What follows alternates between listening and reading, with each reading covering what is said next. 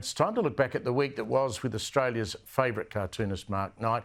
Joins us in the studio. It's been another massive week of news. Anthony Albanese, Peter Dutton in the spotlight, the energy debate, plenty to talk about with Mark. I note you've started, now I might be imagining this, am I? Mm-hmm. You've started drawing Peter Dutton balder but stronger.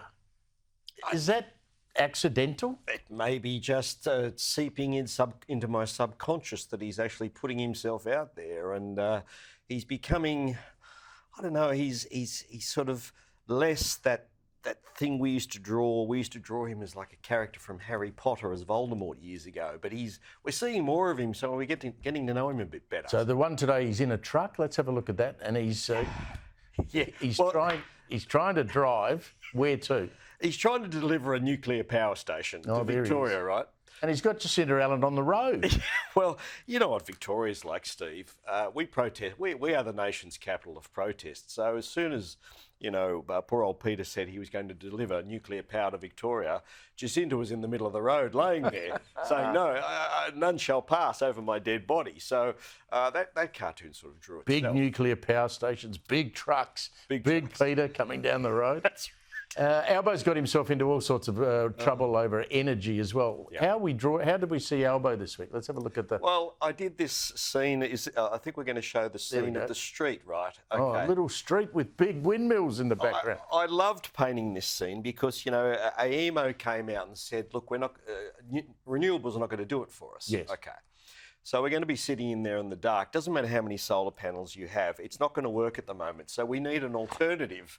And there up the street is Peter Dutton with his nuclear idea. And look at the house. It's lit up like a lighthouse. Lights are shining. It looks very cosy. They're fantastic. You want to go up there and have a beer. What's the house down the road? The one in the middle? Yes. Well, that's no man's land. No man's land. No one's doing anything about that. Immigration gave you plenty to draw about this week too. We're having this big debate about, are there too many people coming into the country? Anyone who lives in Melbourne or Sydney knows the roads are crowded.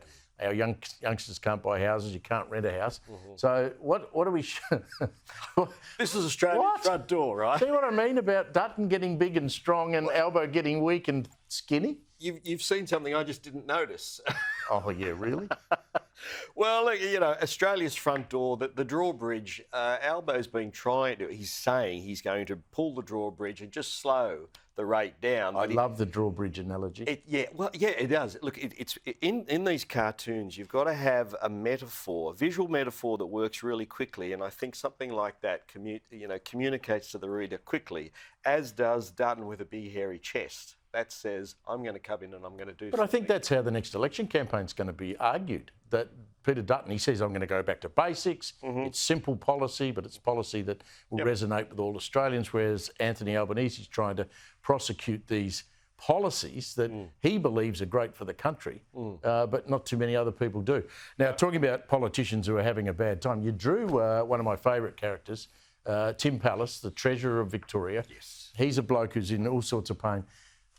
What a backflip. Look at that. Look, for a guy who, Tim is not the fittest looking bloke on the planet. He really? Be saying that.